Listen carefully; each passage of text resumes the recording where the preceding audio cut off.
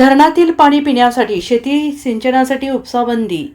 संभाव्य जलसंकटामुळे राज्य सरकारचा निर्णय, तात्काळ अंमलबजावणी सुरू. राज्यात अल निनोमुळे पावसात घट होण्याची शक्यता, हवामान खात्याने दिले स्पष्ट संकेत. या पार्श्वभूमीवर राज्यातील सर्व धरणातील पाणी पिण्यासाठी राखीव ठेवलेलं असून सिंचनासाठी पाणी उपसाबंदी लागू केलेली आहे.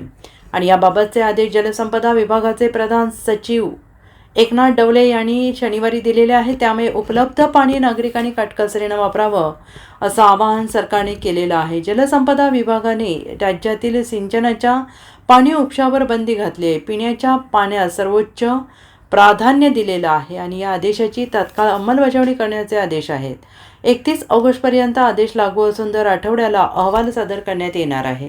31 ऑगस्टपर्यंत राज्यातील शहरी आणि ग्रामीण भागात अखंड पाणी पुरवठ्याचे नियोजन करण्यासाठी विभागीय आयुक्त, जिल्हाधिकारी, महानगरपालिका आणि स्थानिक स्वराज्य संस्थांना तातडीनं उपाययोजना करण्याचे आदेश दिलेत. हवामान विभागाच्या अंदाजानुसार यंदा अल निनोचा प्रभाव राहण्याची शक्यता असल्याने भविष्यात पाणी टंचाई निर्माण होऊ नये यासाठी धरणामधील उपलब्ध पाणीसाठ्याचा आढावा घेण्याचे आदेश दिले आहेत.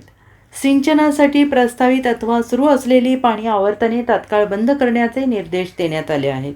पिण्याच्या पाण्यासाठी राखीव ठेवलेल्या जलसाठ्याचा इतर कोणत्याही कारणासाठी वापर होऊ नये असे आदेशात म्हटलेलं आहे. जलसंपदा विभागाने सर्व संबंधित यंत्रणांना निर्देशांची अंमलबजावणी करून पिण्याच्या पाण्याची टंचाई भासणार नाही याची दक्षता घेण्याचे आदेश दिले आहेत. Bureau report, SBN Marathi, Sangli.